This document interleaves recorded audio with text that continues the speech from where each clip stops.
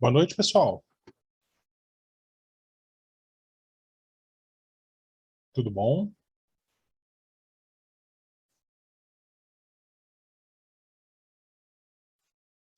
Oi.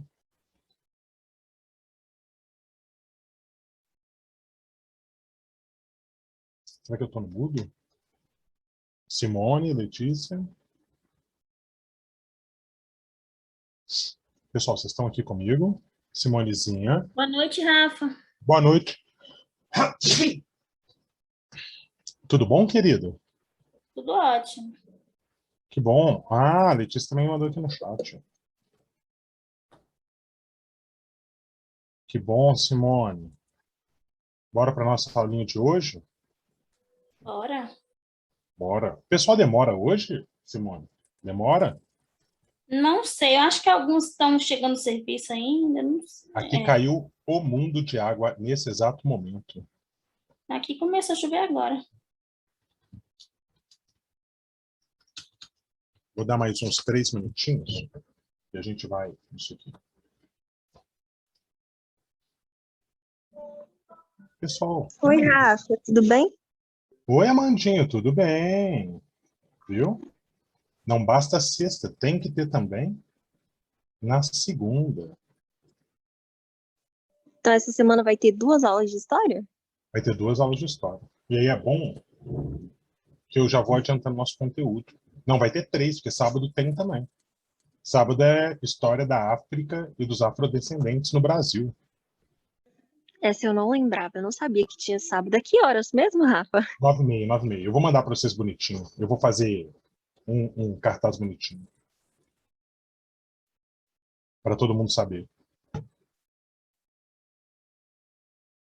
Que aí no sábado a gente faz só essa. Ela vai ser uma aula linda e especial. Ô, Amandinha, na segunda-feira a galera atrasa aí mesmo? Eu sempre pego o segundo horário. Sim, o povo sempre chega atrasado, mas a maioria dos professores não costuma esperar, porque tem gente que chega atrasado 20 minutos, 30 minutos, 15 minutos. Nossa, não vou esperar tudo não. Vou dar só mais um minutinho para dar... Ah, vamos deixar dar 7... Não. 7h07, né? Que aí fica numa hora bonita de começar. Verdade. Esse é o combinado. É porque eu nunca dou o primeiro horário, eu sempre dou os últimos. Aí eu nunca sei se a culpa é minha ou se é do horário. Eu vou deixar dar Rafa, me tira uma dúvida. 2, Se você fala. tiver com dúvida entre 2 coisas, qual você faria? Uai, não entendi nada. Se você tiver em dúvida entre fazer 2 faculdades que você passou, qual você faria? Uai, quais são as faculdades? Vamos lá. Eu passei em letras e passei em biologia, ciências biológicas. As 2 federais? 2 federais. A letras Aí, é se eu aonde? quiser fazer uma, eu desisto de outra. Uma é no Cefet e a outra é na UFU, Na UF Uberaba? Uberlândia.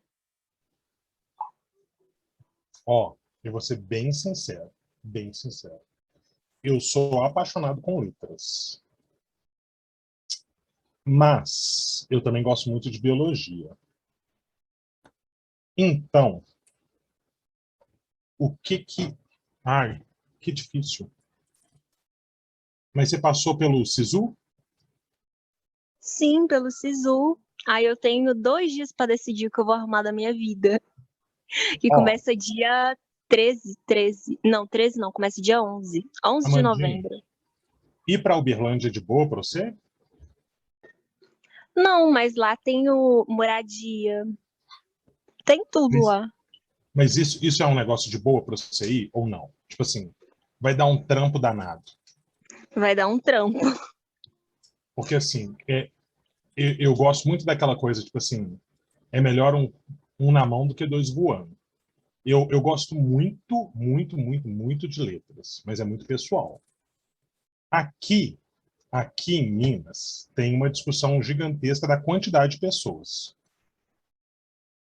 Então, tipo assim, se você fizer letras aqui, você vai ser mais uma que fez letras. E se você ficar aqui em BH, talvez o mercado de trabalho é bem mais delicado. indo para Uberlândia, formando em biologia e ficando talvez em Uberlândia, Mas eu vou trancar, Rafa. Eu quero medicina. É só pra. Eu tô fazendo por fazer, pra não ficar ah, não, então parada. faz letras aqui. Faz letras aqui. Sabe por quê? De medicina eles não vão deixar de biologia eles não vão deixar se eliminar nada. O ciclo básico eles vão falar que é diferente.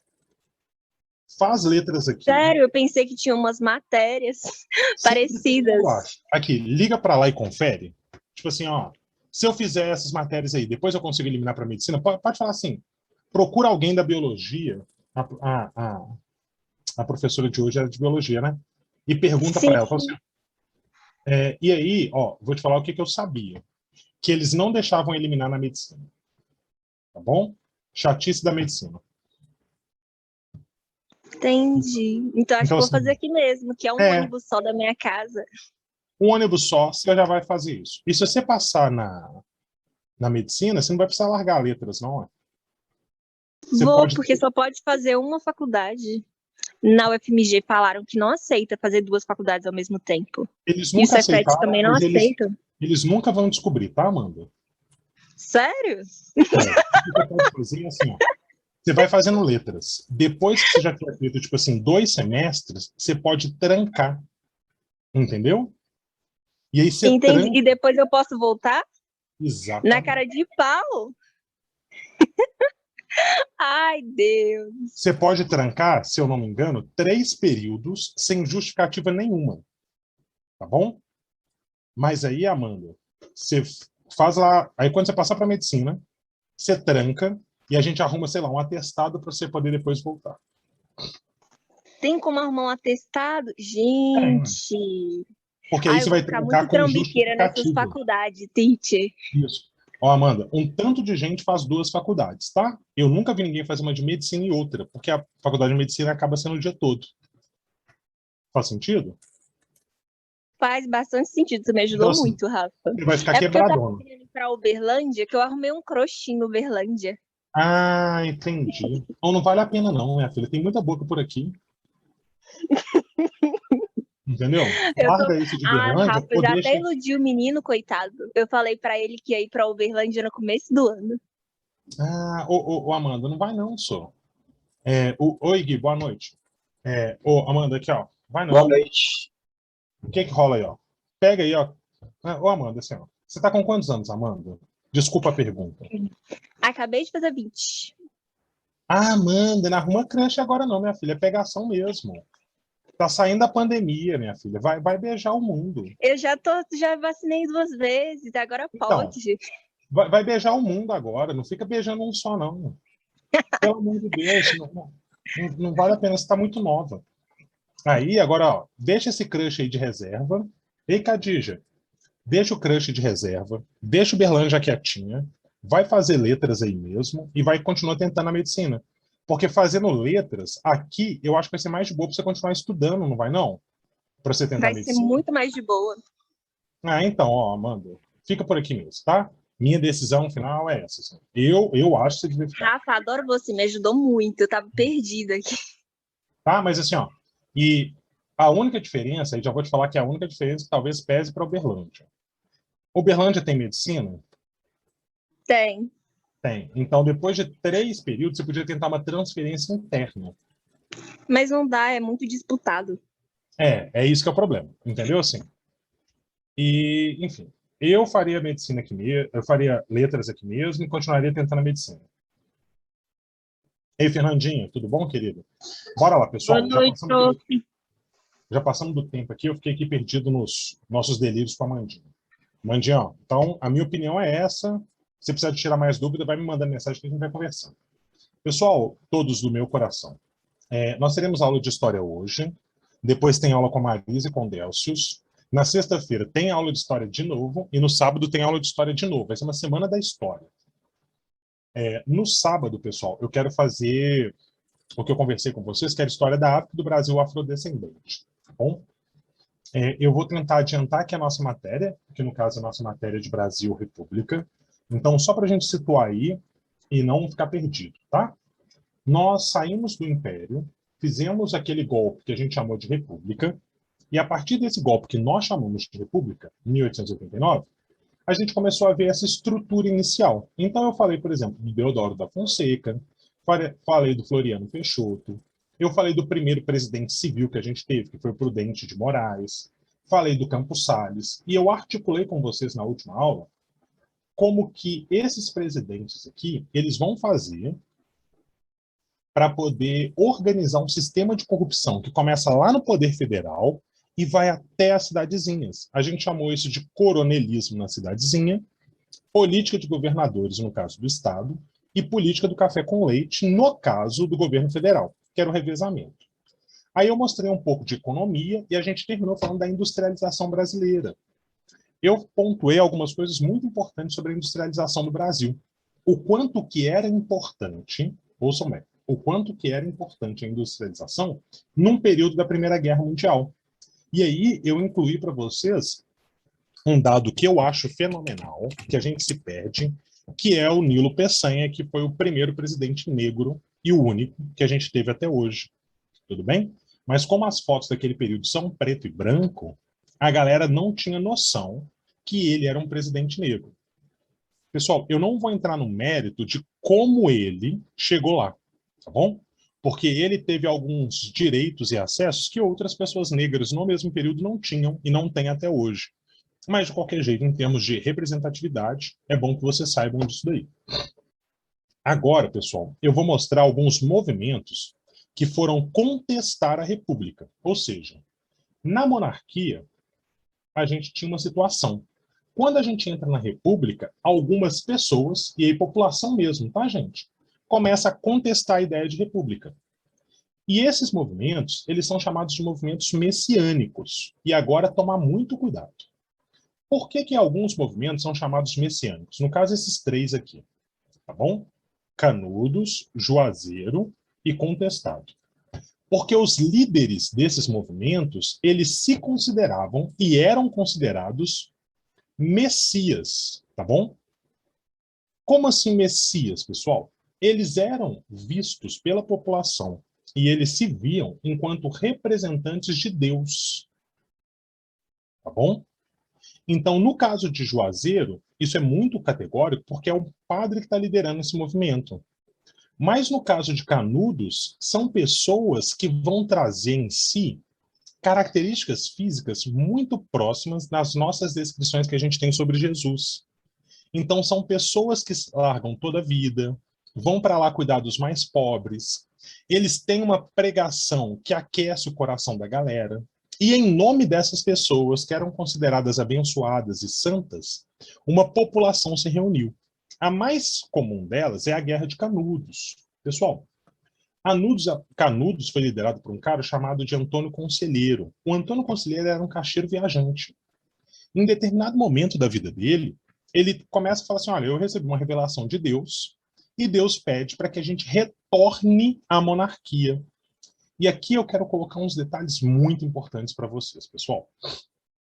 A transição da monarquia para a república, pessoal, não foi um negócio de boa. Por que não foi um negócio de boa? Porque foi um golpe. E é um golpe que não teve participação popular.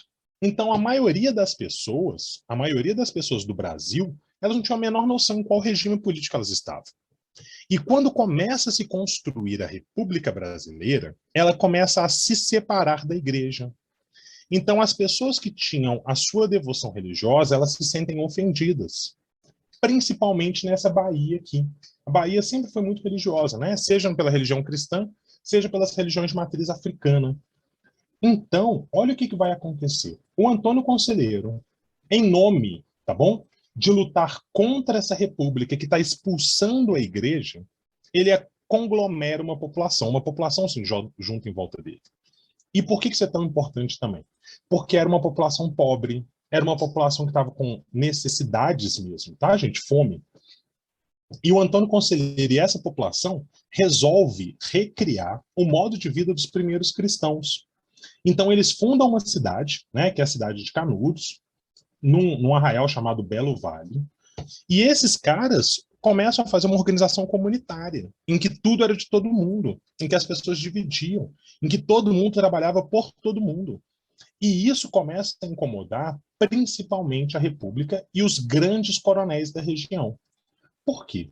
Porque a região de Canudos, onde eles fundaram a cidade de Canudos, começou a se tornar um reduto de possibilidades, em que as pessoas iam para lá e podiam plantar e comer. Era uma vida fácil? Não, era bem difícil, era um lugar árido, mas as pessoas elas tinham o mínimo. E esse mínimo fazia com que boa parte da população da região, lá da Bahia, fosse para Canudos e não se sujeitasse aos maus tratos dos coronéis da região. Então a região da Bahia começa a ficar famosa porque existe ali um reduto em que as pessoas têm um mínimo de dignidade e não precisam se sujeitar a situações de exploração. E aí os coronéis, com grupos armados, né, porque eles tinham essa possibilidade, começam a tentar atacar Canudos. E aí Canudos, além de ter uma produção que era suficiente para a sua própria população, começa a ter um exército. E essa notícia de que Canudos, além de ter uma produção própria, em que a galera tinha uma condição de vida, gente, não era uma boa condição, e tem um exército e está se protegendo desses ataques dos coronéis, faz com que a notícia chegue até o governo federal no Rio de Janeiro.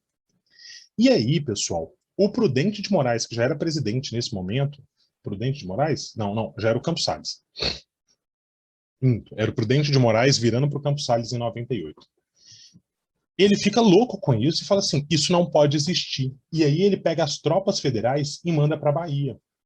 Aí essas tropas federais vão e tomam uma porrada da galera de Canudos. E aí eles voltam para o Rio de Janeiro. E aí, aquele lugar chamado Canudos fala assim, uau, os caras se protegeram do governo federal. Aí o presidente fala, não, isso não pode acontecer. Como que um bando de população pobre conseguiu vencer o exército? Aí ele manda uma segunda expedição. A segunda expedição toma porrada. E aí, quando ela volta para o Rio de Janeiro, Canudos já vira meio que a sensação do Brasil. E quando Canudos vira essa sensação no Brasil, tipo assim, um lugar de população pobre que resiste às tropas federais, que a galera sobrevive e que eles ainda têm um apego religioso, por quê? E aí vira uma coisa perigosa. Porque o Antônio Conselheiro tem a ajuda de Deus. Então, para algumas pessoas, pessoal, a luta de Canudos é uma luta de Deus contra os ateus, contra aquelas pessoas que não acreditavam em Deus. Mas, na verdade, ele é um foco de resistência, porque eles não queriam aceitar a república que estava expulsando ali a figura da religião da vida deles. O Antônio Conselheiro, então, ele ganha meio que esse poder, como se ele fosse realmente um Jesus na vida das pessoas. E ele tinha uma carinha meio de Jesus assim, sabe? Ele andava simples, falava coisas. Ele chegou até a celebrar algumas missas, então ele começou a ganhar esse poder religioso e ele vai se imbuir dele. E aí o governo federal organiza uma terceira expedição, a maior expedição que o Brasil já tinha visto. E essa terceira expedição, ela vai ser acompanhada de alguns jornalistas aqui do Sudeste, né? No caso do Rio de Janeiro, um cara chamado Euclides da Cunha. E o Euclides da Cunha, ele vai junto com essa expedição do governo federal para Canudos para ver o que era isso que estava acontecendo, porque o Brasil todo quer saber o que estava acontecendo. E o Euclides da Cunha registra não só a paisagem que ele está vendo, como também toda essa guerra. Isso deu origem a um livro dele, né? Ele era um correspondente do jornal, muito famoso, chamado de Os Sertões. Os Sertões de Euclides da Cunha está narrando exatamente essa virada do século XIX para o século XX, o interior do Brasil e essa população que até então tinha sido esquecida pela história, tá? Essa terceira expedição destrói Canudos todinho, eles explodem geral, eles usam canhão, eles matam população, e aí é muito interessante porque cria-se uma narrativa de como se essas pessoas de Canudos fossem os grandes criminosos da história. E quando a gente vê as fotos da época, vocês vão ver que só tem mulher e criança. E aí, para a gente poder pensar o quanto que defender um sonho é uma coisa importante para essas pessoas. Assim. Tem vários filmes sobre isso, viu, pessoal? E tem o livro também. E recentemente teve um problema para Canudos, que foi a transposição do Rio São Francisco. A transposição do Rio São Francisco, que deságua lá na Bahia, nasce aqui em Minas e deságua lá na Bahia, ele passava pela região de Canudos, que foi Canudos, né? É a região de Belo Vale. E isso foi um motivo também de luta e tal, mas a gente não conseguiu. e o Rio São Francisco foi transposto e destruiu essa região onde havia sido Canudos no passado. No Ceará, pessoal, no Ceará, a gente teve uma coisa bem parecida também, só que aqui foi uma liderança de um padre, tá bom? Foi o padre Cícero. Pessoal, o padre Cícero, eu preciso contar para vocês que ele era eu vou chamar de pequeno, mas ele não era um pequeno. Ele era um latifundiário, tá bom? O padre Cícero, ele era um grande coronel lá em Juazeiro. E o padre Cícero, ele juntou o poder religioso que ele tinha como padre, mais o poder político que ele tinha como coronel. Em determinado momento, pessoal, lá no Ceará, uma família que era apoiada pelo padre Cícero foi retirada do poder. E aí o padre Cícero ficou bravo com isso, juntou as tropas dele, né, que estavam sob o comando dele, mais os fiéis da igreja, e lutou contra a República. E, pasmem, eles venceram, e o padre Cícero conseguiu colocar essa família, que era uma família de latifundiários também, de volta no poder do Ceará. O padre Cícero, gente, ele não é um cara que a Igreja Católica gosta muito, não. Quem gosta muito do padre Cícero é a galera do Juazeiro. A Igreja Católica vê com muito medo a figura do padre Cícero, porque ele era um grande latifundiário, ele tinha umas práticas bem coronelistas, né, como a gente está vendo nessa revolta de Juazeiro, e a Igreja Católica vê ele com ressalva. Só que a Igreja Católica sabe que também não tem como parar o poder dele. Então, até hoje, o padre Cícero é uma grande incógnita na vida da igreja. Eles deixam, mas eles não gostam. Que acontecem todas aquelas peregrinações, né? Aquela ideia da galera falar meu padrinho Cício, etc e tal. Ele não é santo da igreja, inclusive, viu, gente? Então, assim, a Igreja Católica não reprova publicamente, mas ela também não apoia ele publicamente. E, por fim, pessoal, um outro cara chamado José Maria, que foi substituído por um cara chamado João Maria. Ele está numa guerra chamada de Contestado. Deixa eu só mostrar para vocês aqui. Olha o que está acontecendo, pessoal. Aqui está sendo criado Santa Catarina e o Paraná, os limites mesmo, tá? E aí a gente tem uma área que está sendo contestada entre esses dois estados que estão surgindo. Essa área que está sendo contestada entre Santa Catarina e Paraná, vai surgir ali um grupo, tá bom? Um grupo liderado por José Maria e depois pelo João Maria, que começa a liderar essa disputa contra o governo republicano. Por quê? Porque o governo republicano inseriu aqui uma linha de trem e estava obrigando essa população a participar. Só que essa linha de trem estava destruindo a produção dessa galera. Então eles começaram a fazer uma série de revoltas para tentar impedir a construção dessa ferrovia numa área que ainda estava em disputa pela questão de impostos. Essa guerra aqui talvez seja a mais delicada e a que a galera menos saiba. Deixa eu mostrar para vocês umas fotos de Canudos.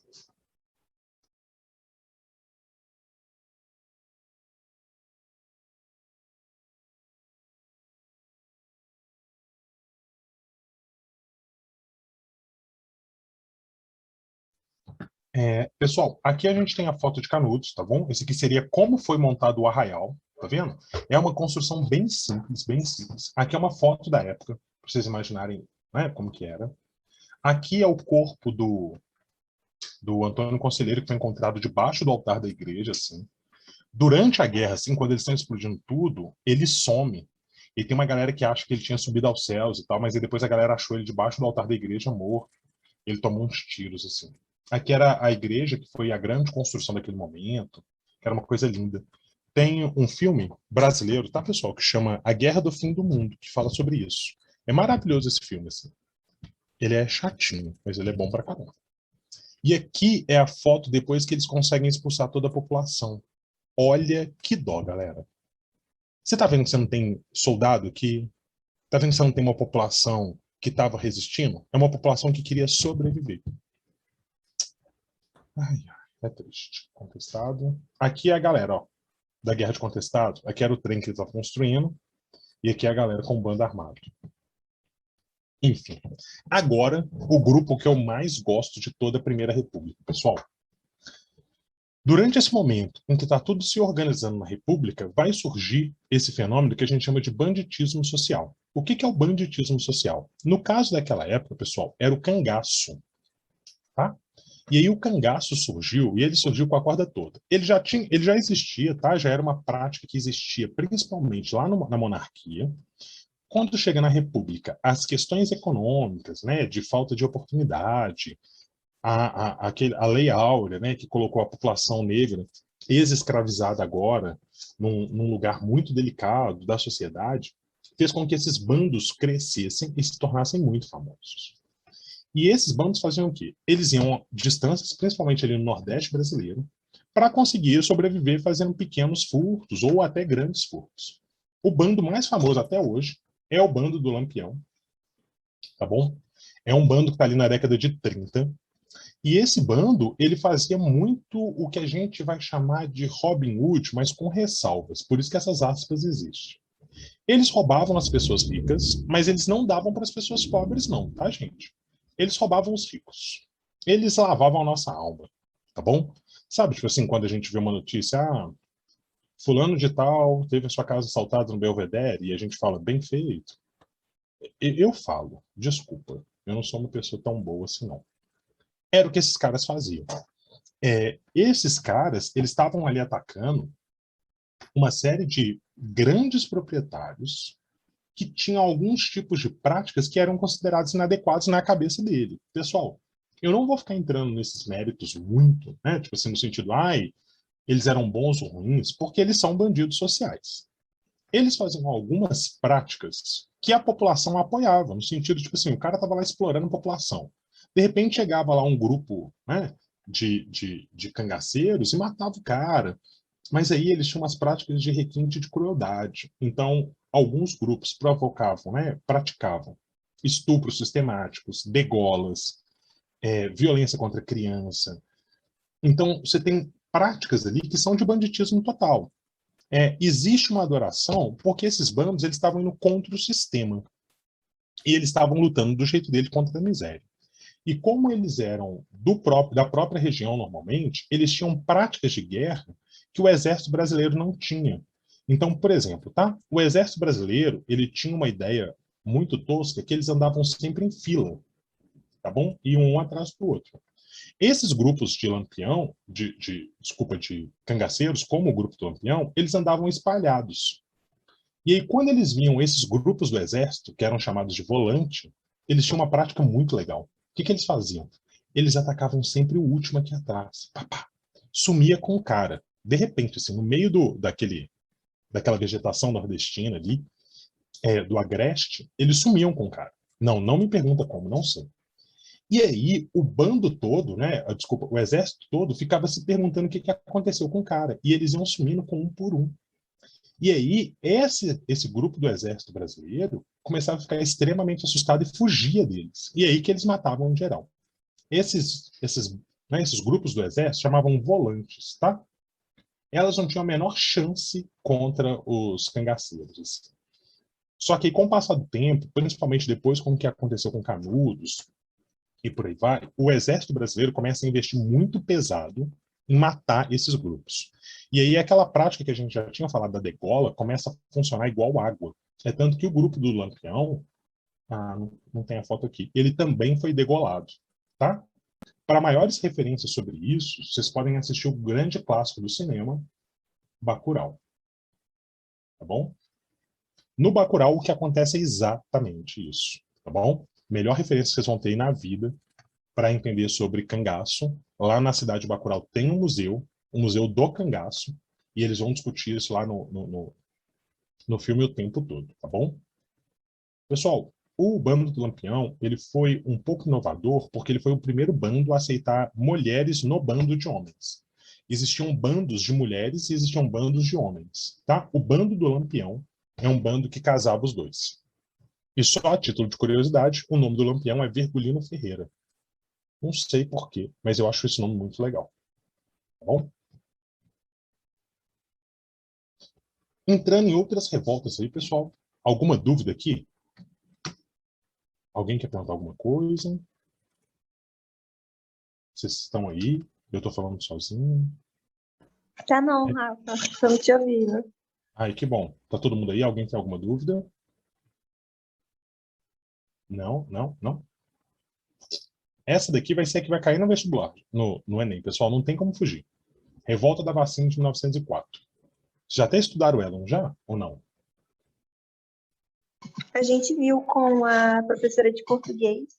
Ah, ótimo. Pessoal, eu vou só pontuar algumas coisas importantes sobre a revolta da vacina, então. Qual que é o grande rolê aqui da vacina? Primeira coisa, a vacina, ela se torna obrigatória numa política do Oswaldo Cruz de controlar doenças como a varíola, tá bom? Gente, as vacinas tinham acabado de surgir no mundo. E junto com as vacinas, estava acontecendo um projeto de modernização do Rio de Janeiro. Ai, o prefeito do Rio de Janeiro, um cara chamado Rodrigues Alves, ele queria transformar o Rio de Janeiro na Cidade Luz, que é o nome que ela tem até hoje. E aí, o que ele começa a fazer? Ele começa a destruir as áreas centrais e expulsar a população pobre das áreas centrais para as áreas periféricas. Então, esse é o primeiro rolê que acontece. A população, então, já está insatisfeita.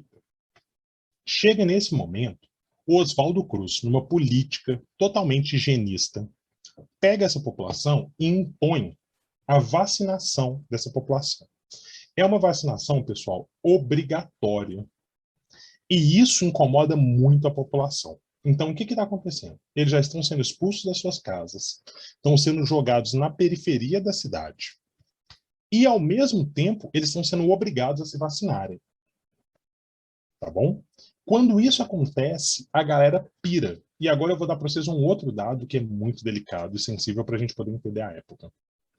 Existia uma questão de pudor.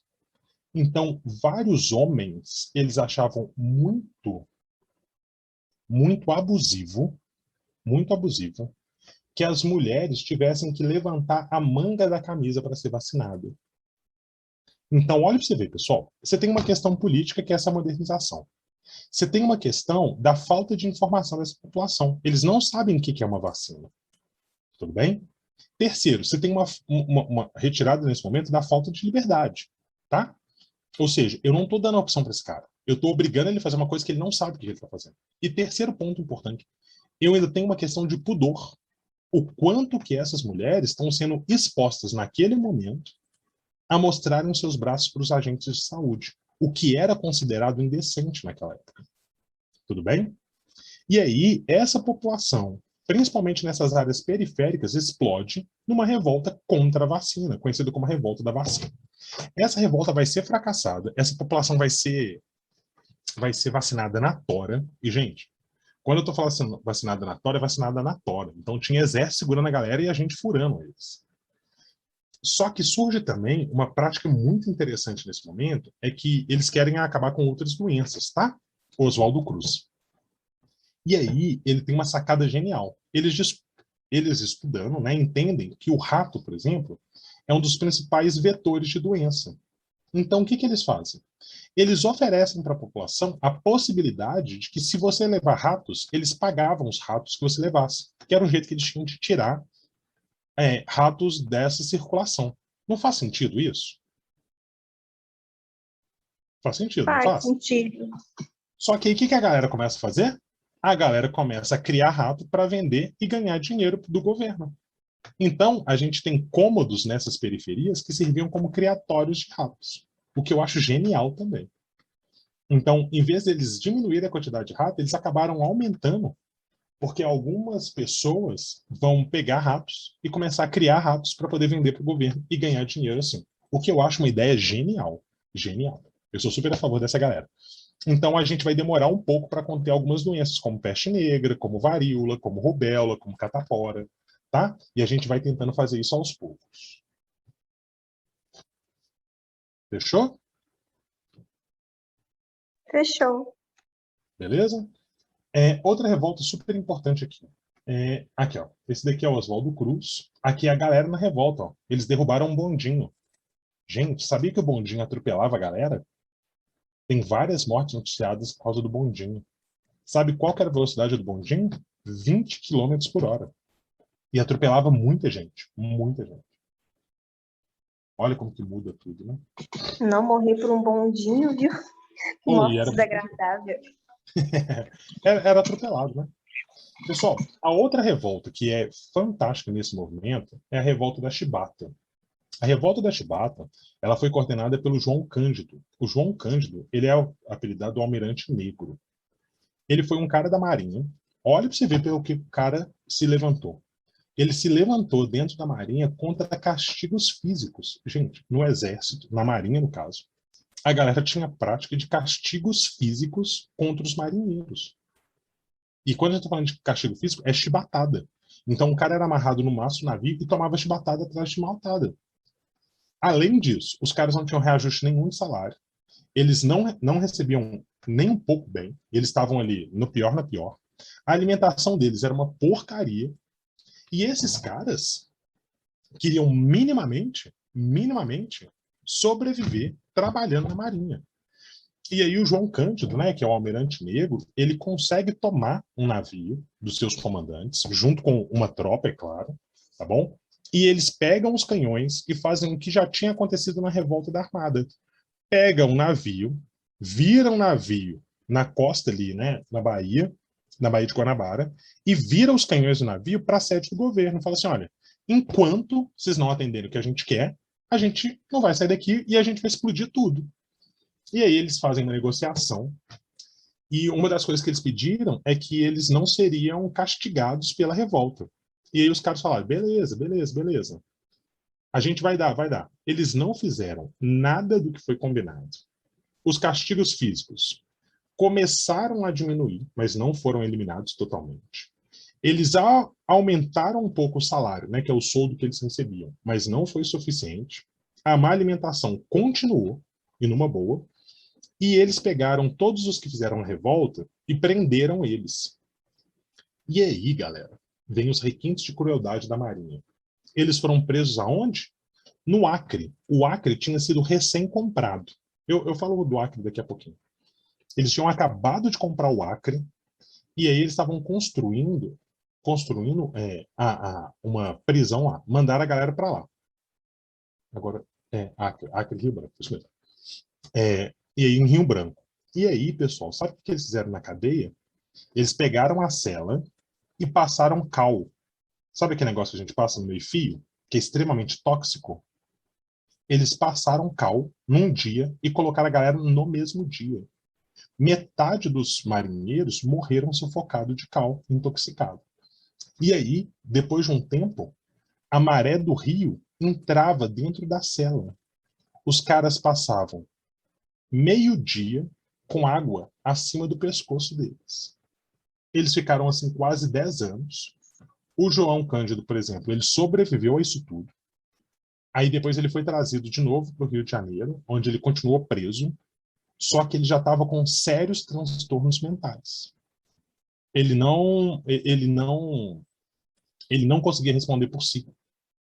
É de uma violência sem tamanho. Revolta da Chibata. Tá bom? Tá tudo bem, pessoal? Alguma dúvida?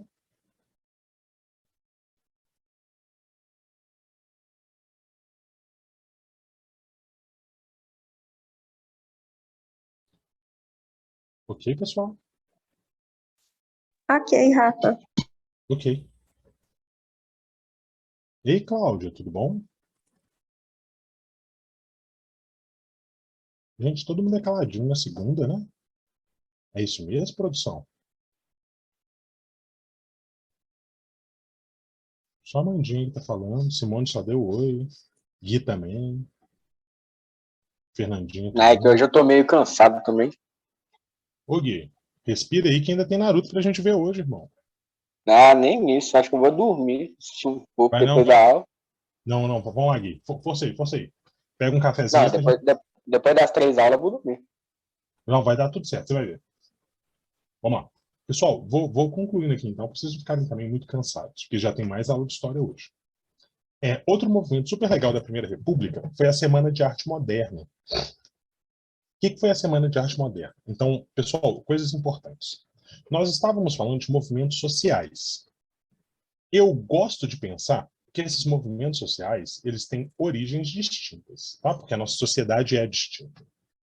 Então, a gente falou de movimentos sociais que aconteceram em áreas mais rurais, né? Foi o caso de Canudos. Eu falei para vocês de movimentos mais populares, como a revolta da vacina. Eu falei para vocês de movimentos dentro do oficialato do Exército, da Marinha, né? Que foi, por exemplo, a revolta da Chibata. Agora, existe esse movimento que é um movimento social, só que ele pertence mais à intelectualidade brasileira. Tá bom? Então você tem uma elite brasileira pensando sobre isso. Essa foi conhecida como a Semana da Arte Moderna. E muita atenção à Semana da Arte Moderna. Primeira coisa, não foi uma semana, foram 3 dias. Mas eles chamaram de semana e está tudo bem. E qual que é o grande lance deles? Esses caras da elite brasileira, que eram artistas, poetas, né? Pintores, músicos, filósofos, antropólogos, eles começam a pensar em fazer uma arte genuinamente brasileira. E eles vão chamar, nessa arte moderna, eles vão fazer primeiro uma grande crítica aos padrões europeus que existiam, e eles propõem, muito pensando, tá, no que o Oswald de Andrade propôs, no que a gente chama de antropofagia. O que era antropofagia? Era resgatar aquele conceito lá dos indígenas. Então, o Oswald de Andrade, ele propôs o seguinte, galera, a gente tem a arte europeia. Nós podemos conhecer a arte europeia, só que a gente vai pegar essa arte europeia e vai transformar essa arte em uma arte que seja puramente brasileira. Não necessariamente uma cópia. A gente vai fazer uma arte nossa. A gente pode se inspirar na Europa? Pode, deve. Mas a gente pode fazer alguma coisa que seja só nossa. Então, a ideia da antropofagia, né, que o Oswald de Andrade propõe, que é que o Mário de Andrade, quando ele lança a Pauliceia Desvairada, é pensar um pouco sobre isso. Olha, cadê a arte brasileira? Cadê a poesia brasileira? Né? E aí vocês vão conhecer muito, pessoal. Deixa eu ver, não está aqui? Vou abrir o Google porque eu acho que talvez seja legal isso aí. Por exemplo, pessoal, vocês com certeza conhecem o Abapuru. Faz sentido? Ou não? Vocês não conhecem? Ixi, travou.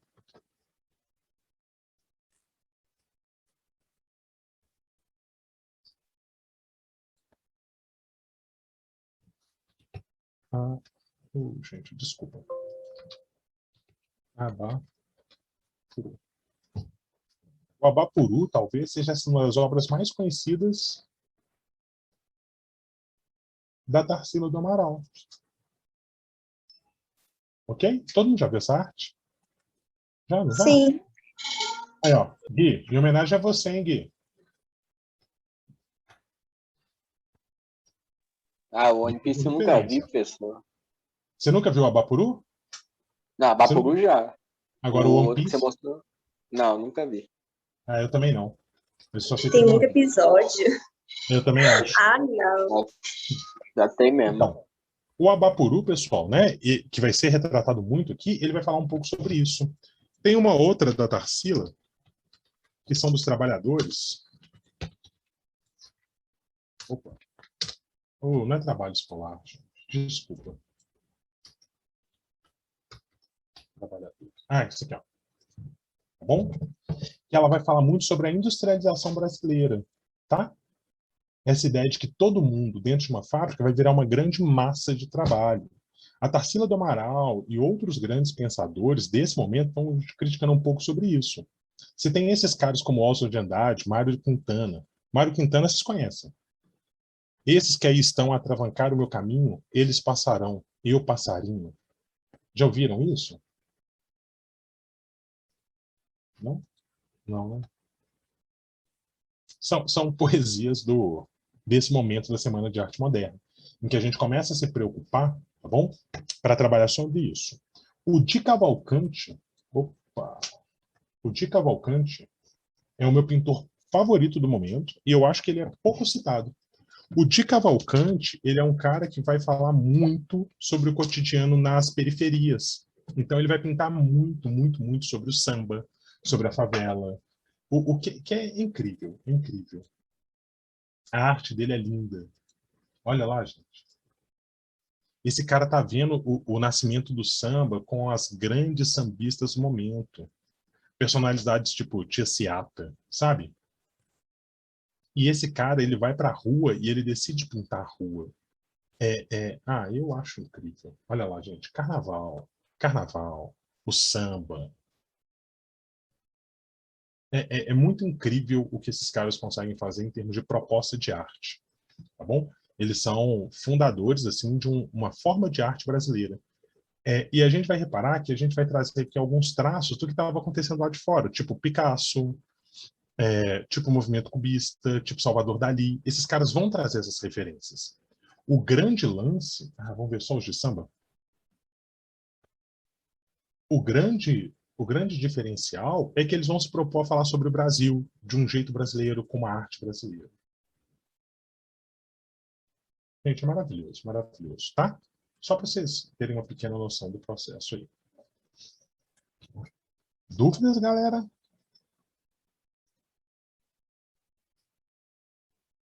Não? Tá tranquilo? Não. Tranquilo? Ele eu não conhecia, e olha que eu estudei bastante sobre essa mesmo? parte. O Ele Di eu não Cavalcante, conhecia. não? Não conhecia nada dele. Nunca Anitta tinha ouvido falar. aqui. Eu pulei o Vila Lobos, porque eu acho que vocês já ouviram falar dele, né? Que ele vai fazer... Já ouvi. Né? Não é o Vila Lobos do Legião Urbana, não, tá, gente? É o Vila Lobos Maestro.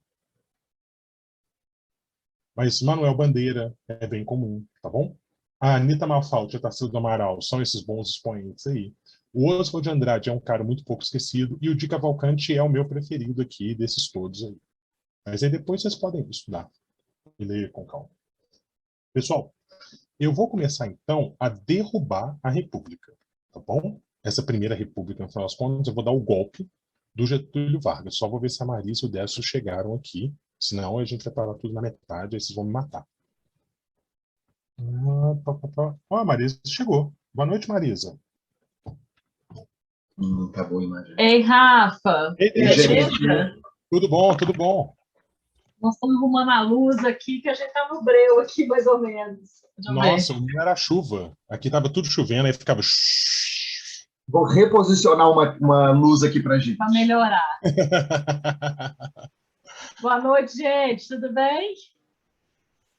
Esse quarto, o nosso quartinho aqui, o escritório, ele fica muito escuro à noite. É horrível. A gente está sempre na luta aqui de pôr uma luminária para melhorar aqui um pouco.